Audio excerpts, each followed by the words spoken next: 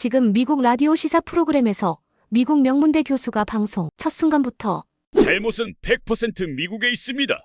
라고 단언하며 한국 편에 섰습니다. 단 4일 만에 18개 공장이 멈추고 3만 명의 일자리가 사라졌는데요. 세계 최강 대국을 자부하던 미국이 한국의 집단 결단 앞에서 흔들리고 있습니다. 하지만 더 놀라운 사실은 160조 원 규모의 투자가 정지하며 월가가 흔들리고 백악관이 공황 상태에 교착되고 있는데요. 과연 미국은 자존심을 고집할까요? 아니면 신뢰 회복을 선택할까요? 본격적인 이야기 전에 구독과 좋아요를 눌러주시면 저희에게 큰 힘이 됩니다. 그리고 이 이야기에 대한 의견을 댓글로 공유해주세요. 안녕하십니까? 저는 마이클 리드입니다. 지금 이 순간 미국 전역이 충격에 빠져 있습니다. 단 72시간 만에 조지아주에서 시작된 한 건의 단속이 160조 원 규모의 투자 동결로 번져나갔죠. 오늘 저희는 MIT 경제학과 알렉산더 모건 교수님을 모셨습니다. 동아시아 경제 전문가이시자 한미 관계 연구의 권위자신 분이죠. 교수님, 먼저 현재 상황을 어떻게 보고 계십니까? 안녕하세요. 저는 알렉산더 모건입니다. 지금 우리가 목격하고 있는 것은 단순한 경제 위기가 아닙니다. 이는 신뢰의 붕괴에서 비롯된 동맹 관계의 근본적 위기입니다. 제가 30년간 동아시아 경제를 연구해 오면서 이런 급속한 자본 이탈은 처음 봅니다. 먼저 숫자로 말씀드리겠어요. 현재까지 확인된 것만 해도 18개의 한국 기업 공장이 동시에 가동을 중단했습니다. LG 에너지 솔루션, SK 이노베이션, 포스코 케미칼까지 말이죠. 이들이 미국에 투자한 금액은 총 1,200억 달러, 우리 돈으로 160조 원에 달합니다. 그런데 더 심각한 것은 시간입니다. 단 72시간 안에 벌어진 일이라는 점이죠. 월요일 새벽 조지아주에서 한국 기술자 23명이 체포됐고 화요일 오후 첫 번째 공장이 문을 닫았습니다.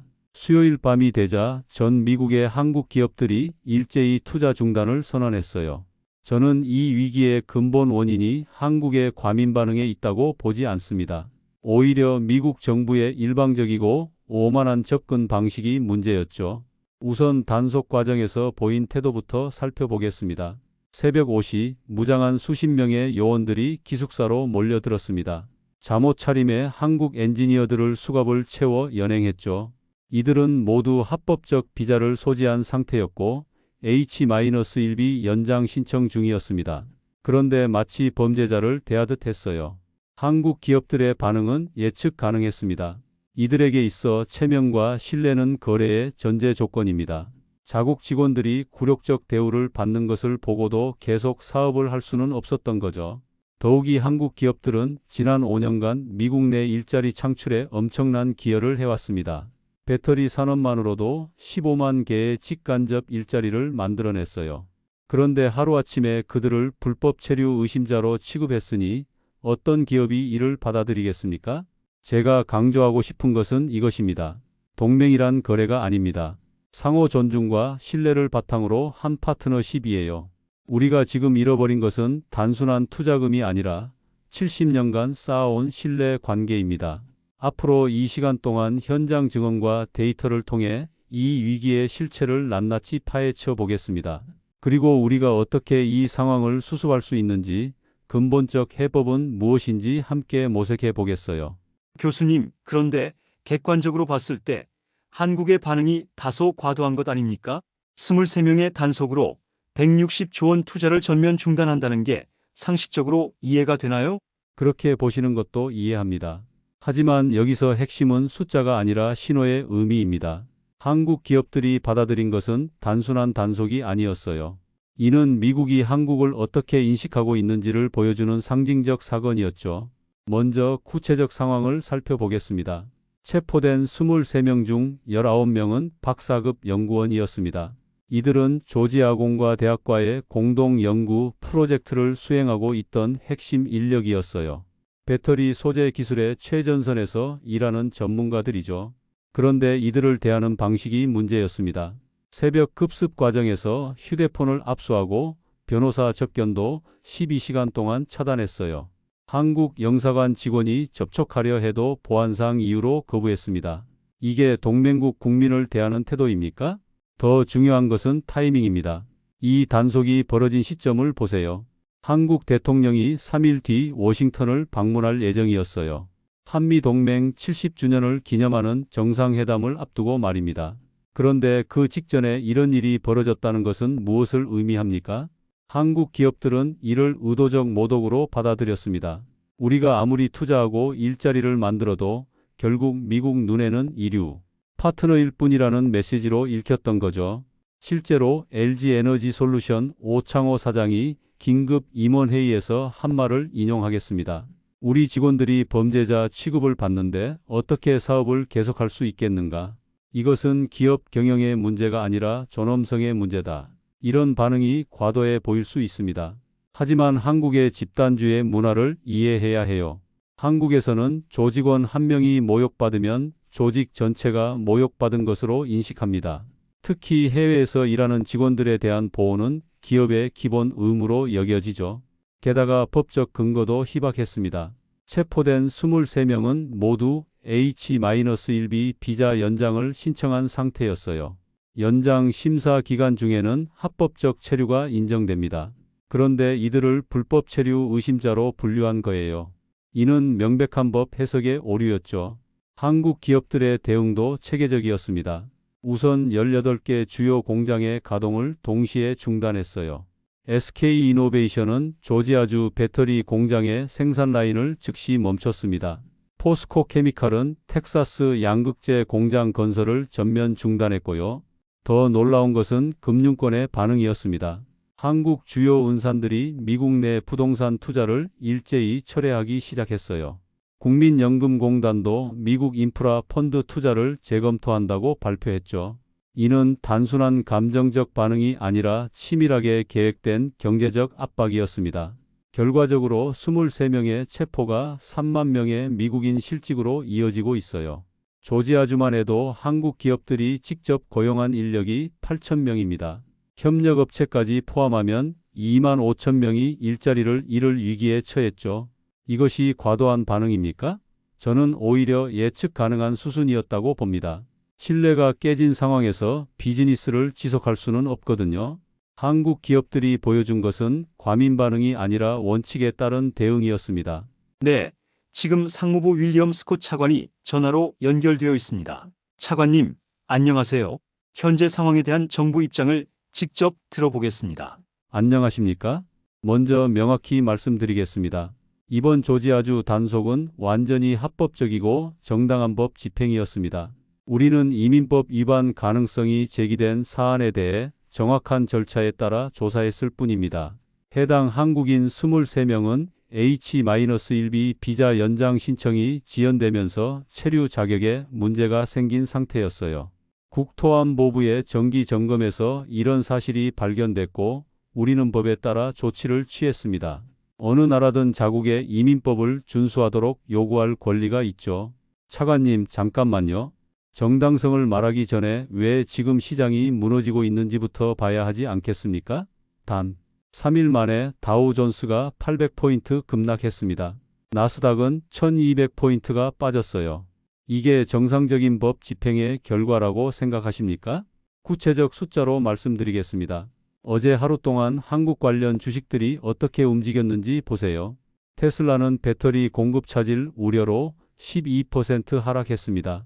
포드는 전기차 생산 계획 차질 때문에 8% 빠졌어요. GM도 6% 떨어졌죠. 더 심각한 것은 선물 시장입니다. 리튬 선물 가격이 하루 만에 23% 급등했어요. 니켈은 18% 뛰었습니다. 왜 이런 일이 벌어진다고 보십니까? 한국 기업들이 없으면 미국의 배터리 공급망 자체가 마비되기 때문입니다. 조지아주 상황만 봐도 그래요. LG에너지솔루션 공장이 멈춘 지 이틀 만에 GM의 볼트 EV 생산 라인이 중단됐습니다. 포드 머스탱 마하-2 생산도 차질을 빚고 있어요. 이것이 23명의 체류 문제로 감수할 만한 결과입니까? 차관님께 묻겠습니다. 법 집행의 명분으로 얻은 것이 무엇인지요? 반면 잃은 것은 무엇입니까? 지금 미국 내 18개 공장이 멈춰 서 있고 3만 명의 미국인이 일자리를 잃을 위기에 처했습니다. 저희는 법과 질서를 유지해야 할 의무가 있습니다. 한국 기업들의 반응은 과도하며 경제적 압박으로 법 집행을 방해하려는 시도로 보입니다. 과도하다고요? 그럼 구체적 피해 규모를 제시해 드리겠습니다. SK이노베이션이 조지아주에 건설 중이던 배터리 공장 프로젝트가 전면 중단됐어요. 투자 규모만 26억 달러입니다. 완공되면 2,600명을 고용할 예정이었죠. 포스코 케미칼은 텍사스 양극재 공장 건설을 무기한 연기했습니다. 이 역시 18억 달러 규모예요. 현대 자동차는 엘라베마 공장 증설 계획을 재검토한다고 발표했고요. 이런 상황에서 차관님은 여전히 과도한 반응이라고 보십니까? 미국 제조업, 르네상스의 핵심 파트너들이 등을 돌리고 있는데 말이에요. 더욱이 법적 근거도 의문스럽습니다. H-1B 연장 신청자는 심사 기간 중 합법적 체류가 인정됩니다. 이는 이민법 214조에 명시된 내용이에요. 그런데 이들을 불법 체류자로 분류한 것은 법 해석의 오류 아닙니까? 설사 법적 하자가 있었다 해도 처리 방식이 문제였습니다. 새벽 급습, 수갑 착용, 변호사 접견 차단까지 필요했나요? 이들은 테러리스트가 아니라 미국 경제에 기여하는 전문 인력들이었거든요. 결국 핵심은 이것입니다. 법의 정당성도 중요하지만 그 법을 어떻게 집행하느냐가 더 중요해요. 동맹국 국민을 대하는 기본적 예의와 신뢰를 지켜야 합니다. 지금 우리가 잃어버린 것은 단순한 투자금이 아니라 70년간 축적된 신뢰 관계예요. 차관님, 마지막으로 묻겠습니다. 이 위기를 어떻게 수습할 계획이십니까? 계속 법적 정당성만 주장하실 건가요? 아니면 실질적 해결책을 모색하실 건가요? 이제 현장 상황을 직접 들어보겠습니다. 박도현 LG에너지솔루션 전략부사장이 전화로 연결되어 있습니다. 부사장님, 현재 공장 상황은 어떻습니까? 안녕하십니까? 박도현입니다. 상황부터 명확히 말씀드리겠습니다. 현재 미국 내 우리 18개 공장이 모두 가동을 중단했습니다. 조지아 2개소, 미시간 3개소, 텍사스 4개소, 테네시 3개소, 오하이오 2개소, 노스캐롤라이나 4개소가 전부 멈췄어요. 이것은 단순한 항의가 아닙니다. 신뢰가 완전히 회복될 때까지 우리는 생산을 재개하지 않을 겁니다. 왜냐하면 우리 핵심 인력들의 안전과 존엄성을 보장받을 수 없기 때문이죠. 부사장님, 구체적으로 어떤 피해가 발생하고 있는지 설명해 주시겠습니까? 먼저 생산 중단 규모부터 보겠습니다. 우리가 미국에서 생산하는 배터리 셀은 연간 150GWh 규모예요. 이는 전기차 300만 대를 공급할 수 있는 양입니다. 지금 이 모든 생산 라인이 완전히 멈춰 서 있어요. 더 심각한 것은 연쇄 반응입니다. 우리 공장이 멈추자 GM의 볼트 EV 라인이 48시간 만에 중단됐습니다. 포드 머스탱 마-2도 마찬가지고요. 테슬라는 긴급히 중국 공장에서 배터리를 공수하고 있지만 물량이 턱없이 부족해요. 숫자로 말하면 더 명확합니다. 우리 조지아 공장만 해도 하루에 배터리 셀 45만 개를 생산합니다. 이게 멈춘 지 사흘째예요. 벌써 135만 개의 셀이 생산되지 못했죠. 이는 전기차 2,700대 분량입니다. 협력업체 피해는 더 가혹합니다. 우리와 거래하는 미국 업체만 280개사예요. 이들이 우리에게 납품하는 부품과 소재 거래액이 연간 45억 달러입니다. 지금 이 모든 계약이 사실상 무효화된 상태예요. 특히 심각한 것은 기술자 문제입니다. 체포된 23명은 단순한 근로자가 아니었어요. 이들은 배터리 셀 기술의 핵심을 담당하는 전문가들이었습니다. 박사급 17명, 석사급 6명으로 구성된 최고 수준의 연구진이었죠. 이들이 담당하던 분야를 보세요. 고니켈 양극재 기술, 실리콘 음극재 개발, 전해질 안정성 개선까지 말이에요. 이런 기술은 하루아침에 대체할 수 없습니다. 미국 현지 엔지니어들도 최소 2년은 교육받아야 해요. 그런데 이들을 범죄자 취급했습니다. 새벽에 수갑을 채워 연행했어요. 12시간 동안 변호사 접견도 막았죠. 이런 모욕을 당한 상황에서 어떻게 정상적인 기술 협력을 기대할 수 있겠습니까? 교수님, 한국 기업들의 이런 대응을 어떻게 평가하십니까? 박 부사장님의 증언에서 핵심을 발견할 수 있습니다. 이것은 감정적 반응이 아니라 냉철한 경영 판단이에요. 신뢰 없이는 기술 이전이 불가능하다는 현실적 인식입니다. 배터리 산업의 특성을 보세요. 이는 단순 제조업이 아니라 첨단 기술 산업입니다.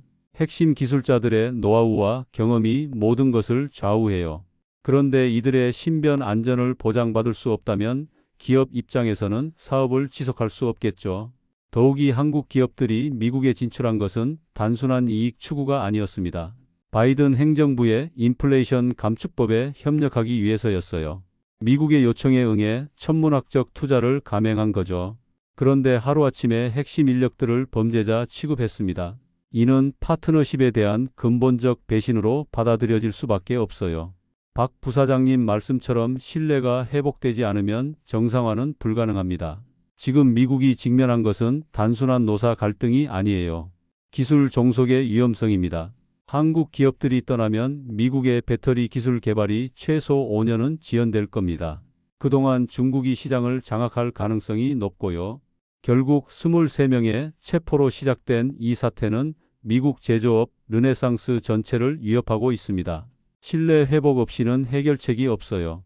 이번에는 조지아주 현지 주민의 목소리를 직접 들어보겠습니다. 마이클 존슨 씨가 전화로 연결되어 있습니다. 존슨 씨, 현재 상황은 어떻습니까? 안녕하세요. 저는 마이클 존슨입니다. 조지아주 그위넷 카운티에서 38년을 살아온 토박이에요. 지금 제가 보고 있는 광경은 정말 악몽 같습니다. 불과 4일 만에 제 지역에서 3만 명이 길거리에 나앉았거든요. 월요일까지만 해도 우리 동네는 호황이었어요. LG 공장 때문에 새로운 식당들이 문을 열고 아파트 건설도 한창이었습니다. 그런데 목요일인 지금 모든 게 멈춰 서 있어요. 마치 폭탄이 떨어진 것 같습니다. 존슨 씨의 증언을 들어보니 상황이 얼마나 심각한지 실감됩니다. 교수님, 이런 급속한 변화가 지역 경제에 미치는 파급 효과를 어떻게 봐야 할까요? 존슨 씨 말씀이 정확합니다. 지금 벌어지고 있는 것은 단순한 공장 가동 중단이 아니라 지역 생태계의 완전한 붕괴예요. 한국 기업들이 조성한 산업 클러스터가 하루아침에 무너지고 있는 거죠. 구체적 수치를 보겠습니다. 조지아주에서 한국 기업들이 직접 고용한 인력은 8,000명입니다. 하지만 간접 고용 효과까지 포함하면 3배인 24,000명이에요. 여기에 가족들까지 더하면 10만 명이 영향을 받게 됩니다. 존슨 씨가 사는 그위넷 카운티만 봐도 그래요. LG 공장 하나가 들어서면서 주변에 무엇이 생겼습니까? 한국 식당 12개, 카페 8개, 편의점 6개가 새로 문을 열었어요. 아파트 단지 3곳이 건설됐고 초등학교 1곳이 증축됐죠. 이런 것들이 모두 연쇄적으로 무너지고 있습니다. 한국인 직원들이 떠나면서 한국 식당들이 문을 닫기 시작했어요. 임대료를 감당할 수 없게 된 거죠. 아파트 공실률도 급증하고 있고요. 존슨 씨, 실제로 주변에서 어떤 변화를 목격하고 계십니까? 어제 아침에 제가 늘 가던 한국 식당에 갔는데 문이 닫혀 있더라고요. 사장님이 급히 한국으로 돌아간다는 쪽지만 붙어 있었어요. 20년 동안 그 집 김치찌개를 먹어왔는데 말입니다. 더 충격적인 것은 우리 회사 상황이에요. 저는 LG 공장의 에어컨 시스템을 납품하는 회사에서 일합니다.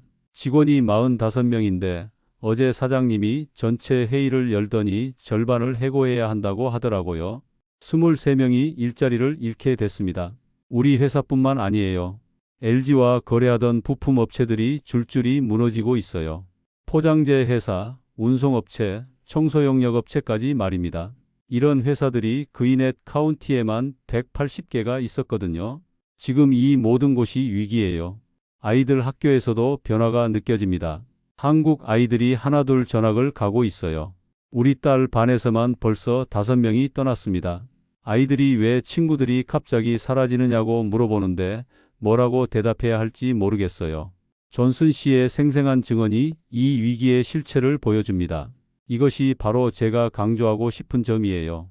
경제는 숫자가 아니라 사람들의 삶입니다. 23명의 체포가 3만 명의 생계를 위협하고 있다는 현실 말이죠. 특히 주목해야 할 것은 회복 불가능성입니다. 한번 떠난 기업이 다시 돌아오는 것은 매우 어려워요. 신뢰가 깨진 상황에서는 더욱 그렇죠. 존슨 씨 같은 분들이 당장 겪고 있는 고통이 장기화될 가능성이 높습니다. 더욱 안타까운 것은 이 모든 위기가 예방 가능했다는 점이에요. 단순한 절차적 문제였습니다. H-1B 연장 신청자들에게 충분한 시간을 주고 예의에 맞게 처리했다면 지금 같은 사태는 벌어지지 않았을 거예요. 하지만 미국 정부는 힘으로 밀어붙였습니다. 그 결과가 바로 존슨 씨 같은 무고한 시민들의 고통이에요. 동맹이라는 것이 이런 식으로 작동해서는 안 됩니다. 지금이라도 늦지 않습니다. 체포된 23명을 즉시 석방하고 공식 사과해야 해요. 그래야 존슨 씨와 3만 명의 미국인들이 다시 일자리를 찾을 수 있습니다. 신뢰 회복만이 유일한 해답이에요. 이번에는 월가의 시각을 들어보겠습니다. 골드만삭스의 사라 콜린스 수석 애널리스트가 긴급히 전화 연결됐습니다. 콜린스 애널리스트, 현재 시장 상황을 어떻게 보고 계십니까? 안녕하십니까? 사라 콜린스입니다. 지금 월가는 완전한 패닉 상태예요. 제가 20년간 애널리스트로 일해오면서 이런 급작스러운 시장 충격은 처음 봅니다. 한국 기업들이 떠나면 미국 제조업은 최소 5년은 후퇴할 것으로 전망됩니다. 구체적 수치부터 말씀드리겠습니다. 오늘 하루 동안 배터리 관련 주식들이 어떻게 움직였는지 보세요. 테슬라 12% 급락, 포드 8% 하락, GM 6% 떨어졌어요. 나스닥 배터리 ETF는 18% 폭락했습니다. 이는 2008년 금융위기 수준의 충격이에요. 더 심각한 것은 선물 시장입니다. 리튬 선물 가격이 하루 만에 28% 급등했어요. 니켈은 22% 뛰었고 코발트는 35% 올랐습니다. 시장이 공급 대란을 예상하고 있다는 증거죠. 콜린스 애널리스트의 분석이 충격적입니다.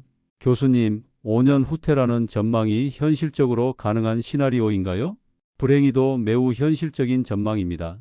한국 기업들이 미국 배터리 산업에서 차지하는 비중을 보면 이해할 수 있어요.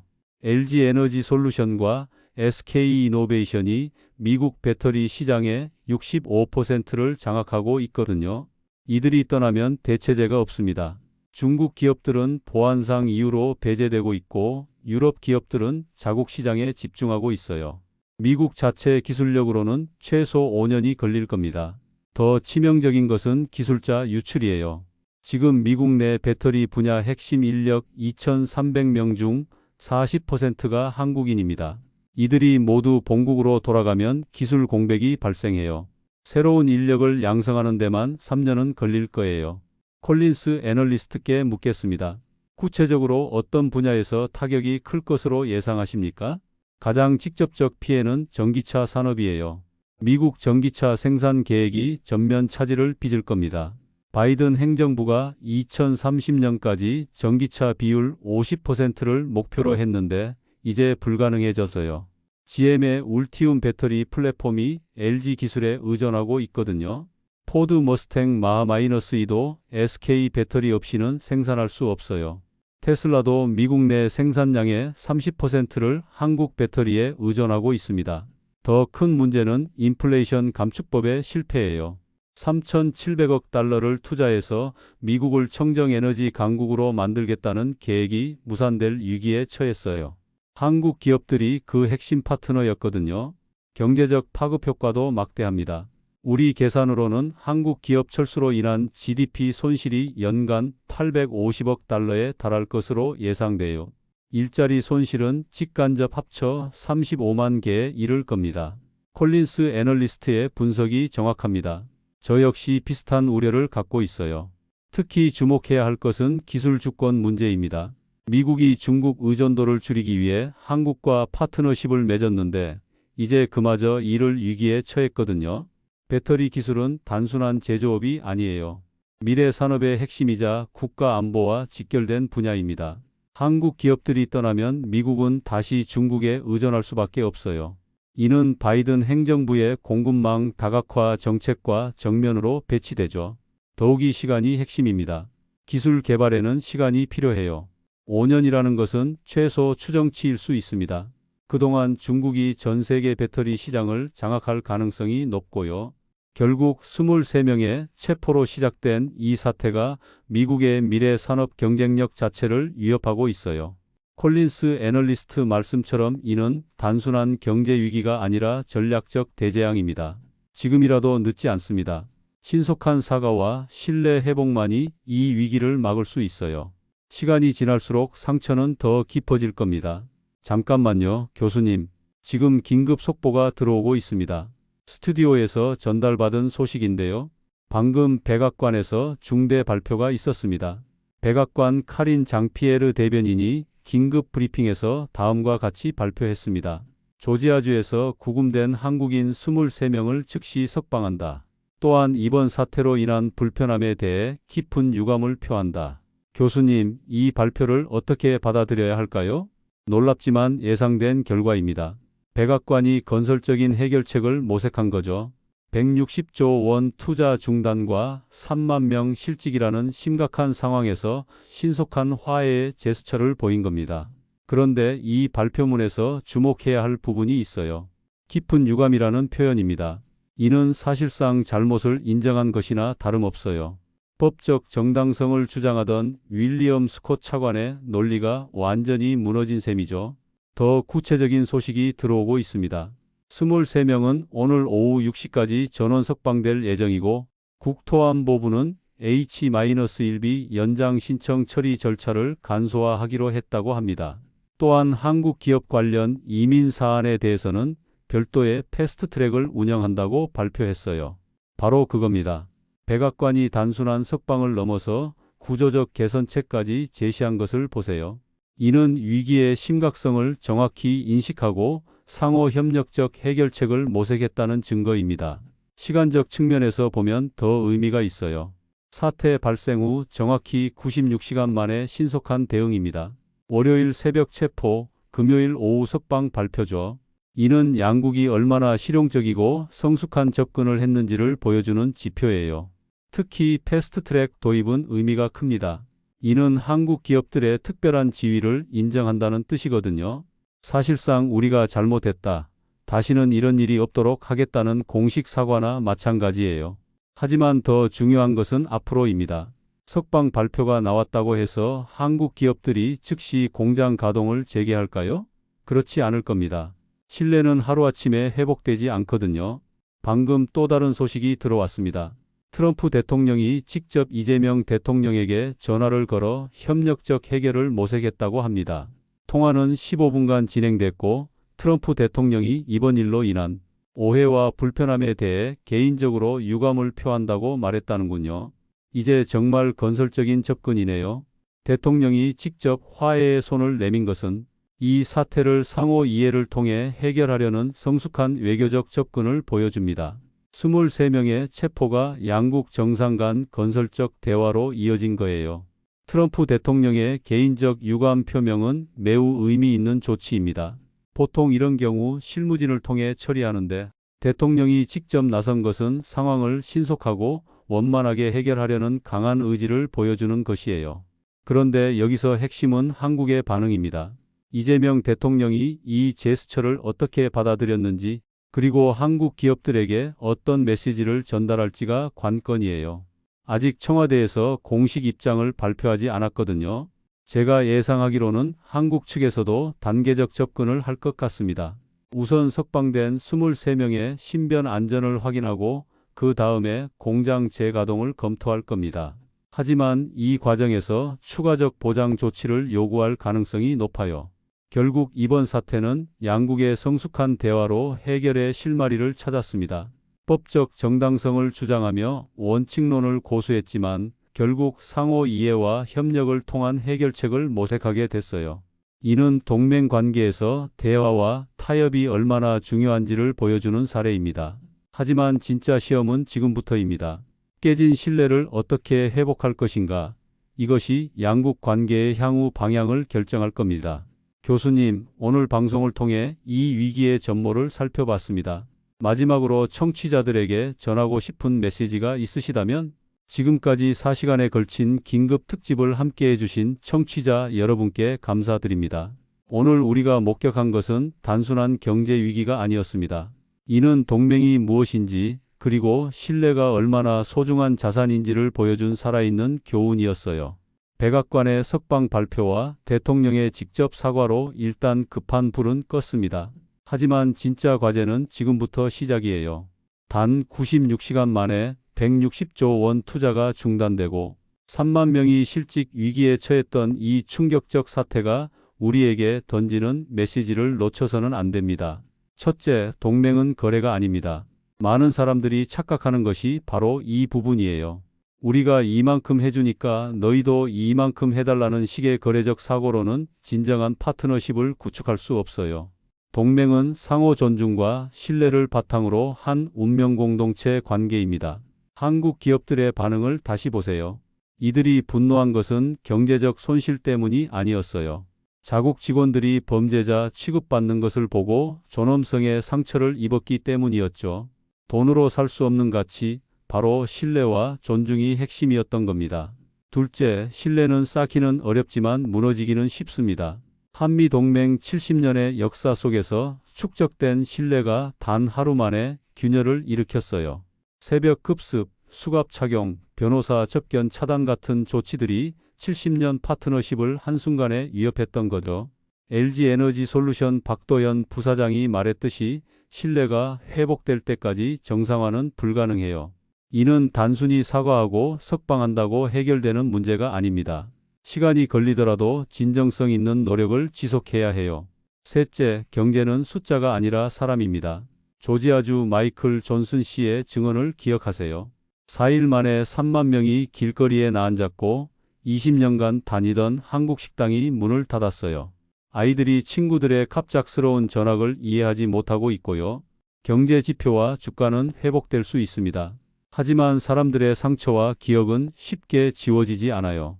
존슨 씨 같은 무고한 시민들이 겪은 고통을 잊어서는 안 됩니다. 정책 결정자들은 항상 이런 현실을 염두에 두어야 해요. 넷째, 미래는 협력에 달려 있습니다. 골드만삭스 사라 콜린스 애널리스트가 경고했듯이 한국 기업들이 떠나면 미국 제조업은 5년 후퇴할 겁니다. 반대로 신뢰를 회복하고 협력을 강화하면 양국 모두에게 번영의 기회가 열려요. 배터리 기술은 미래 산업의 핵심입니다. 중국과의 기술 경쟁에서 승리하려면 한미 간 긴밀한 협력이 필수예요. 이번 위기를 기회로 삼아 더 강고한 파트너십을 구축해야 합니다. 마지막으로 강조하고 싶은 것은 이것입니다. 신뢰 없이는 단 하루도 버틸 수 없다는 사실이에요. 오늘 우리가 본 것처럼 신뢰가 무너지면 모든 것이 순식간에 붕괴됩니다. 반대로 신뢰가 회복되면 놀라운 시너지를 창출할 수 있고요. 지금 백악관은 첫 번째 조치를 취했습니다. 하지만 이는 시작일 뿐이에요. 앞으로 한국 기업들의 신뢰를 되찾기 위해서는 일관된 정책과 진정성 있는 노력이 필요합니다. 무엇보다 이런 일이 다시는 반복되지 않도록 제도적 보완책을 마련해야 해요. 동맹의 진정한 의미를 되새기며 신뢰를 바탕으로 한 상생의 길을 모색해 나가야 할 때입니다. 오늘의 위기가 내일의 기회가 되기를 바랍니다. 네, 교수님의 깊이 있는 분석과 통찰로 오늘의 긴급 특집을 마무리하겠습니다. 청취자 여러분, 신뢰의 소중함과 동맹의 참된 의미를 다시 한번 생각해보는 시간이 되셨기를 바랍니다. 지금까지 MIT 경제학과 알렉산더 모건 교수와 함께한 긴급 특집이었습니다. 감사합니다. 우리는 충분히 자부심을 느껴도 되는 민족이며 그 긍지를 지켜나가야 합니다. 끝까지 함께해 주신 여러분의 따뜻한 마음 잊지 않고 소중히 간직하겠습니다. 여러분이 남겨주신 구독과 좋아요 그리고 한마디 한마디의 의견이 모여 감동 갤러리의 다음 이야기를 만들어갑니다. 진심으로 감사드립니다.